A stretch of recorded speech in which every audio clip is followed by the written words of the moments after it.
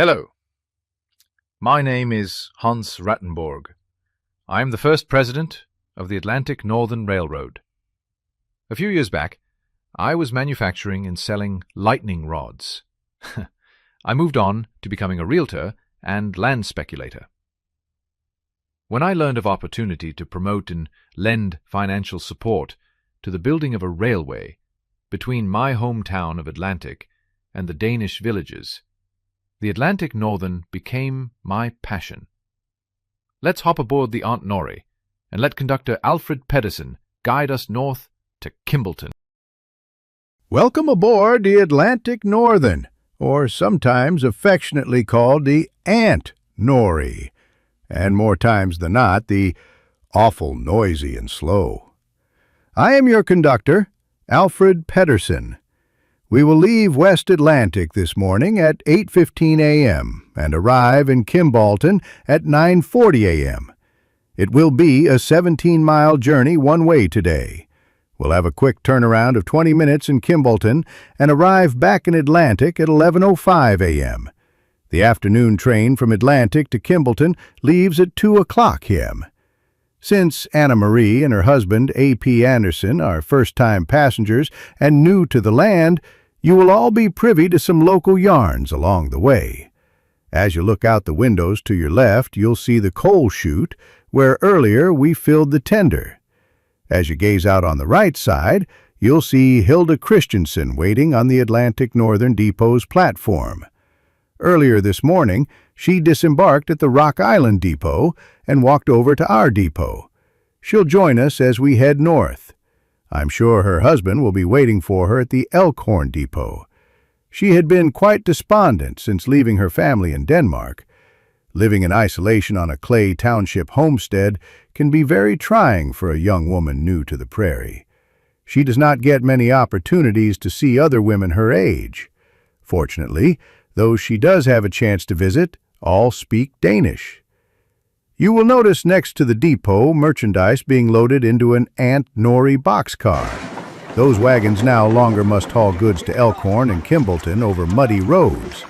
The railroad has been a blessing to many business ventures up north. Notice as we pass the Kimballton Cement Company warehouse. They now have a market far beyond the Danish villages. Folks, our first stop will be Harrisdale, about a 5-mile trek. Feel free to pull down those windows. You will be able to fry an egg on these tracks shortly. We're heading off north now, while the Rock Island tracks continue on west to Marne and the Pacific Ocean. Look out the windows on both sides. You see the bountiful grain stooks, ready for hauling and storage. Here we are at Harrisdale, but you say, where is the town? Harrisdale is our stop's name, but it is the Harris farmstead. You will only see a house, barn, hog shed, and a few outbuildings. Next to our main track, you will see that side track. And next to this siding are cattle and hog pens. We will leave a cattle car here for the Harris neighbor Otto Jensen. If he packs them tight, it will hold about 15 head. We will pick it up on our return run. Harrisdale, Smith Lake, Gates, and Hanson Heights will all have sidings and stock pens. Outbound freight is dominated by cattle and hogs, inbound freight by coal, lumber, and farm machinery. Some grain is moved, but most Danish farmers follow the rule, grow all you feed and feed all you grow. We are pulling into Harrisdale now. There on the siding sits old number 604. She died in Harrisdale and will sit there until someone is desperate for scrap metal. And look, there's Lloyd and Rada Harris atop the 604 with a couple of other ladies greeting us. Not long ago, we delivered a new windmill to Lloyd's brother Ray Harris. The Aunt Norrie does not run on Sunday. Lloyd fixed up his own handcart with a motor and takes the whole family north to Gates for Sunday church. By cracky, Danish wherewithal. Next stop is Smith Lake. It is a short 2-mile trip from Harrisdale to Smith Lake. If you stick your head out on both sides of the car, you'll see a wooden elevator dead ahead. Smith Lake is one stop on the rail line where a farmer could load excess corn for market. Now it was a community-minded farmer named Smith that constructed an earthen dam and then pumped water from a ditch feeding Buck Creek. Many a young man has met their first honey bunch wading in Smith's pond. We crossed Buck Creek twice since leaving Atlantic. Oh, and rest assured, I have made a note to share with the Elkhorn work crew how that second bridge appeared to sway left to right as we crossed. This lake, or rather large pond, is a popular recreation spot. It attracts families and groups from a far-reaching area. It is used for rowing with one's sweetheart, swimming in the summer, and ice skating in the winter. Just last year, a pavilion was built and city-type bathhouses attached. Last week, L.W. Wheatley and Sons herded 16 carloads of cattle here at Smith Lake, bound for market in Chicago. Often I bump into interstate railroad officials pretty much full of themselves in downtown Atlantic.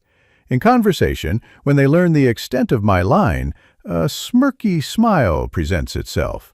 I quickly counter with the fact that our 17 miles can take a load anywhere they can. Andersons, I hope my stories give you an idea of what your new life in America will be like. All of us will do all we can to help you get started. When we were a mile out of Smith Lake, we crossed the Cass County-Audubon County line. That was halfway between Smith Lake and our next stop, the small village of Gates. You can see most of its buildings out the left windows now. Gates was just 3 houses before the rails came and blossomed soon after. The town is named after John G. Gates for the land he donated to Oakfield No. 9 Country School in the middle 1870s. Everyone calls it Gates School. The building on the far left is Albert Knutson's General Store. Earlier, he owned a store in Rohrbeck, Clay Township, 6 miles northwest of here. Next to the general store is John Hyken's implement store. To the right of John's store is John Johnson's blacksmith shop. It was the first business in Gates.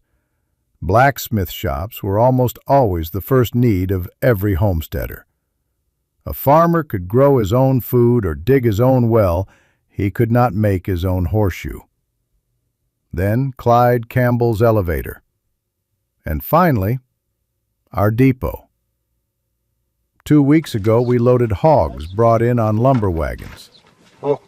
It takes all surrounding neighbors to load and unload those berserk baconers. Before we loaded those porkers, we dropped off lumber half a mile south for Chris and Henry Henrich's new barn. We left Gates heading northwest and are now moving north for Hanson Heights. That little shed you see on the right side of the train is Knudsonville. When Oakfield No. 4 Country School burnt down, the Knudson family built it for their kids to wait on the train or the trolley to take them to school in Elkhorn. You can see as we pass Knudsonville a very steep grade ahead. It is the steepest and longest climb of the entire journey. It is the reason it takes longer to get to Kimballton than to return to Atlantic, and at times much longer. Many a full-loaded train has spun out and forced to back up and make another run at it. A couple of years ago, a loaded car of cattle was waiting to be picked up atop the heights, and the wooded rail against the wheels gave way. The cattle took a free, wild ride all the way to Gates, with Bessie driving. The Hanson Heights Depot has 2 rooms. The front room has a potbelly stove and built-in benches. The back room holds a gasoline engine to pull the grain elevator and a squat-type comfort station. On the siding, you can see our Tunerville trolley. It gets its name from the national comic strip Tunerville Folks by Fontaine Fox. It serves as additional means of hauling local residents and the United States mail. It takes both students and a couple of teachers to school Elkhorn. It is powered by a Model T Ford engine. It struggles up Hanson Heights and is easily outrun by a turtle. Well, we chugged right up and over the heights. No problem, only hauling passengers today. Yesterday, when we were cruising into Elkhorn, we had a minor delay. A mother hen with a flock of newly hatched chick was on the track between the rails. Engineer Andy Gregerson blew the whistle, but the poor chicks couldn't climb over the rail fast enough. Their mother would not leave them. So Andy stopped the train, got out, lifted them off the tracks, and we rolled into Elkhorn. Gaze out the windows on the left and you will see Elkhorn's wonderful lumber yard. It expanded quickly as the first stacks of lumber filled the yard. Next, you'll see the first of Elkhorn's 2 depot buildings, and we timed it perfectly. That is Chris and Niels on the sidetrack getting ready to take the jigger out and inspect tracks. I will drop them a note about the trestle over Buck Creek. Not long ago, we had some trouble with local boys taking the Kimballton handcart for joyrides. They would push the cart up the hill west of Creamery Hill, then hang on for dear life as it sped down the hill and across the trestle. They placed lookouts, watching for wagons as they flew across Kimballton's Main Street. We caught a couple of the boys and took this photo to display to others that they will not get away with such tomfoolery. Take one more look at the South Depot as we pass. Now look out the right windows at a group of railroad investors in front of Elkhorn's second and main elegant depot. They were in Elkhorn for a board meeting. After every such meeting, they take a group photo. Most will board the train after we turn around in Kimballton and head south. Many live on farmsteads around the villages or in Atlantic. Remember, the Atlantic Northern is the only farmer-owned railroad in the United States of America, powered by Danish grit. We will now pass through the deep cut through the northwest corner of Elkhorn and proceed to our final destination, Kimballton. We will wind our way to Kimballton. This now has taken us northwest out of Elkhorn, then turned us north through a cut, across a small trestle, and through another cut. We will have to swing out west to avoid the steep decline known locally as Creamery Hill. We are being flagged down by the track repair crew from Kimballton.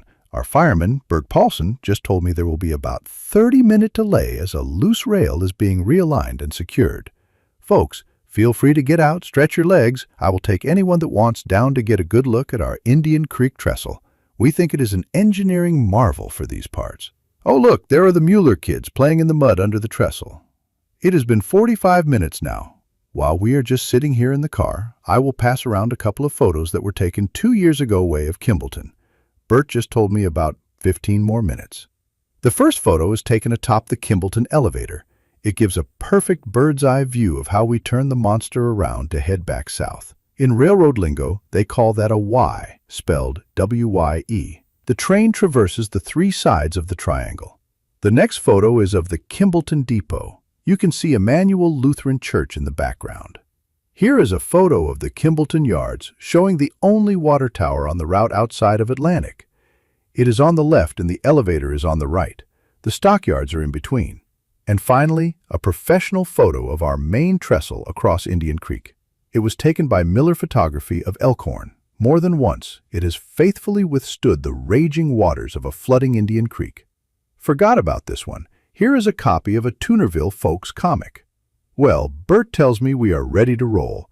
We will chug into Kimballton, take on a little water, turn around, drop off the United States mail, and head back to Atlantic.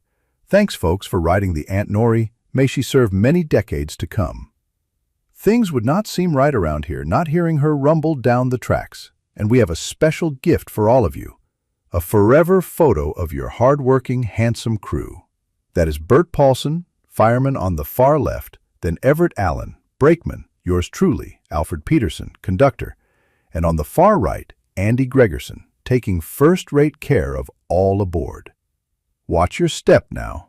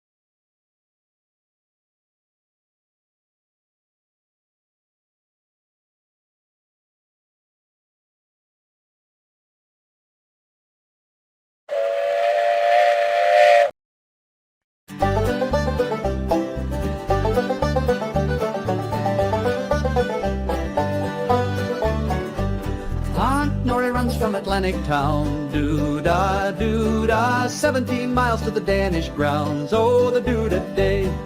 Rolling past the field so wide, cows and hogs on every side. She squeaks and creaks but takes her ride. Oh, what a joy each day. Going to Elkhorn, yes I am. Doo-dah, doo-dah, pack my lunch and bring some jam. Oh, the doo-dah day. Aunt Nori groans and Aunt Nori squeals, clickety-clacking on her wheels, running through the corn and hills, sing all the doo-dah day.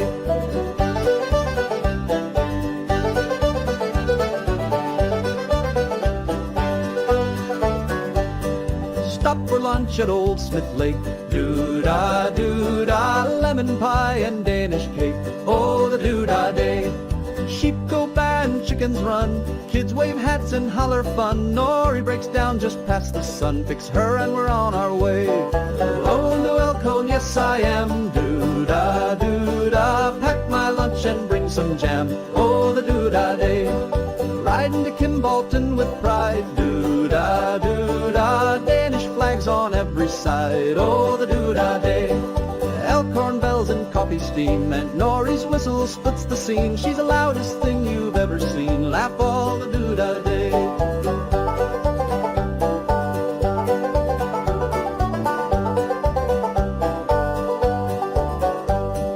Now she's gone, but tales remain. Doo-dah, doo-dah, of Aunt Nori in sun and rain. Oh, the doo-dah day. Cattle low and wagons roll, heart of Iowa in her soul. Aunt Nori made the journey whole, hooray for the doo-dah day. Going to Elkhorn, yes I am.